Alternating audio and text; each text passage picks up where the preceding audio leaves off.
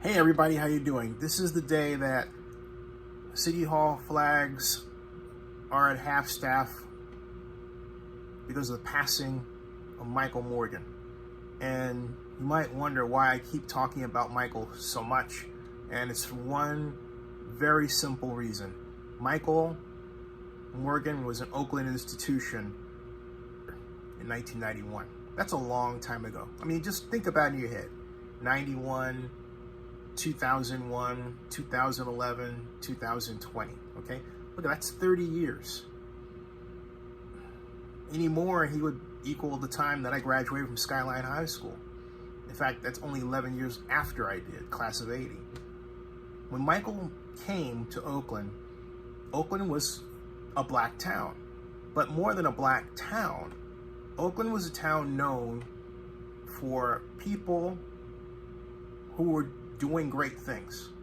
It wasn't that you were black and just, here, and I'm just being blunt, but you were doing something really extraordinary that led you here, or that had other people recognize that you belonged here and they got you here. Henry Gardner, Oakland's first black city manager, and arguably its greatest city manager, really no argument there. Longest tenure. When Henry served his last year, that was 1991, the same year that Michael came in, I remember this excitement about this young brother who many described as a genius. Now, there were a number of people who were black at that time who fell into that category. The late Bob Maynard, who was the owner and publisher of the Oakland Tribune, Henry Gardner, and the newcomer, Michael Morgan. I can go on and on and on. And on top of that, stepping outside the lens of color for a moment,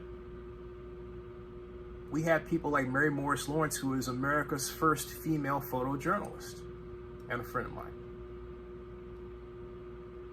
The number of great people that were in this town at that time, when you go back and start to look at it, it's really staggering. And it's in a town that, and you have to remember, we had the Raiders, the A's, the Warriors. We had the Raiders, the A's, and the Warriors. We had sports institutions. But today, what we have is a consistent loss of institutions. And we didn't have a lot of them. Of the ones remaining, it's shocking to me that Michael was called to heaven so early. So the question is, how do we recover? We recover by showing that we actually care, that we emote. The mayor, when I asked for a statement, I asked for a video. And I'm just getting on Libby and her staff, Justin, because instead of a video just expressing her sorrow over his passing, so that she could send to any media, right, including me, it was a tweet. Now, not everybody online is on Twitter, just like not everybody online is on Facebook, just like not everybody online is on, you get the idea.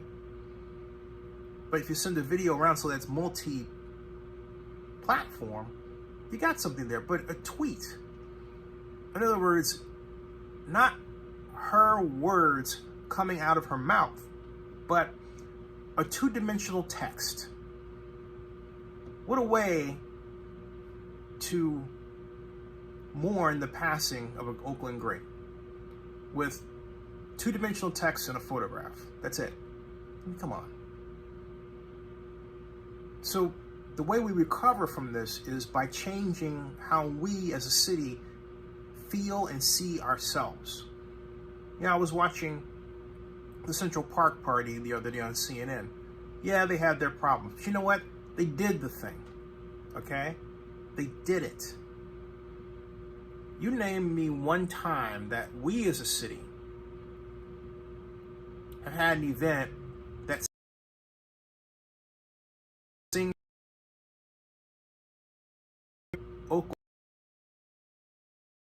Oakland food, Oakland people. You know, it's like we've become this city, more so than in the past, I argue, that is such that we've let the market and the outside forces dictate our shape. Somebody who wants to build high-rises in a NIMBY fashion that started in San Francisco, so they bring it to Oakland. Why? No. Someone builds a large building, they paint a photograph that looks wistfully over at San Francisco. Why? No. I am the last person to have anything against San Francisco. But, as I've said for generations on in now, Oakland is a city too. I know some of us like to refer to Oakland as a town. I don't. There was even this movement among white folks who came from New York to call this Brooklyn. Because, you know, we had a Brooklyn section, right? No, we are not a borough of San Francisco. We don't celebrate our city. And so the best way that we recover is by having an event that celebrates Oakland. With t-shirts, with different activities scattered around the city at different venues like the Grand Lake Theater or the Jack London Cinema or the many restaurants around town. I should say, and the many restaurants around town. Parks, reading enclaves, poetry cafes, regular cafes, and online too, for those who don't want to go out because we're still in the middle of the pandemic and may very well be in this state for some time. We have to be creative. But for those who want to get out and connect with other people and have no problem wearing face covering, you know, well, better than this, of course. There should be that too. But Oakland has to celebrate Oakland. For example, who's the current executive director of the Port of Oakland? Do you know? It's Danny Wan, right? Who runs the Oakland Chamber of Commerce? It's Barbara Leslie.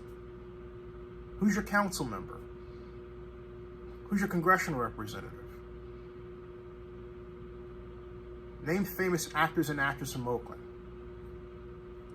Painters, cooks, artists. The person on your street that may not have anything, but it's always interesting to talk to. Do you know their name? Do you know your people? When you walk by people, do you look up and say hello?